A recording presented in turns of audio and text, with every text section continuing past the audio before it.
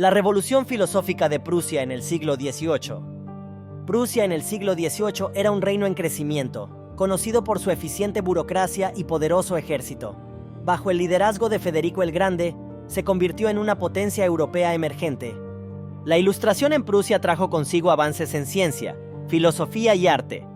Federico el Grande promovió la tolerancia religiosa y la educación, atrayendo a pensadores como Voltaire y D'Alembert a su corte. Immanuel Kant, nacido en 1724 en Königsberg, Prusia, es uno de los filósofos más influyentes de la historia. Su vida estuvo dedicada a la academia, donde desarrolló sus innovadoras teorías filosóficas. El criticismo kantiano es una filosofía que cuestiona las capacidades y límites del conocimiento humano. Kant propuso que nuestro entendimiento del mundo está mediado por estructuras mentales innatas, redefiniendo la epistemología. La Crítica de la Razón Pura es la obra más famosa de Kant, publicada en 1781. En ella, Kant explora cómo la mente humana percibe y comprende el mundo, revolucionando la filosofía moderna. La Crítica de la Razón Pura de Kant está estructurada en dos partes principales: la doctrina trascendental de los elementos y la doctrina trascendental del método, las cuales desglosan su teoría del conocimiento. Kant distingue entre conocimiento a priori y a posteriori. El conocimiento a priori es independiente de la experiencia, mientras que el conocimiento a posteriori se deriva directamente de la experiencia. La ética kantiana se fundamenta en el concepto del deber. Según Kant, las acciones deben ser realizadas por respeto a la ley moral, no por las consecuencias que puedan generar. El imperativo categórico es un principio central en la ética de Kant.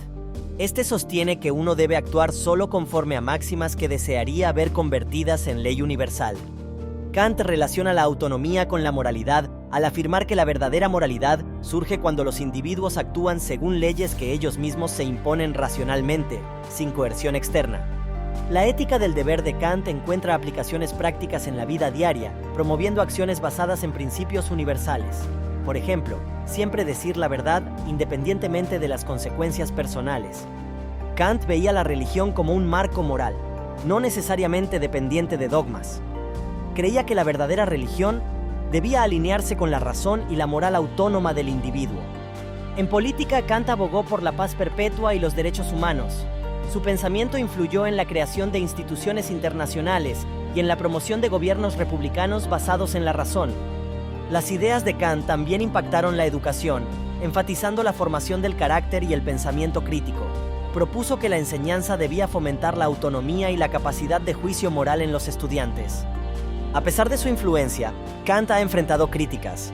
Algunos filósofos argumentan que su ética es demasiado rígida y no considera adecuadamente las emociones humanas o las complejidades de situaciones morales reales. La postura de Kant ante la metafísica clásica revolucionó la filosofía, cuestionando la capacidad del ser humano para conocer la realidad más allá de la experiencia sensorial y proponiendo límites al conocimiento humano.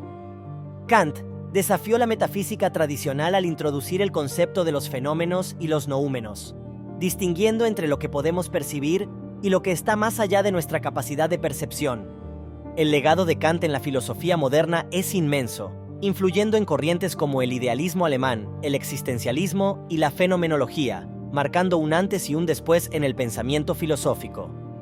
Recapitulando, Kant redefinió la metafísica, estableció nuevas formas de entender el conocimiento y la moral, dejando una huella profunda en diversas áreas del saber, desde la ética hasta la política.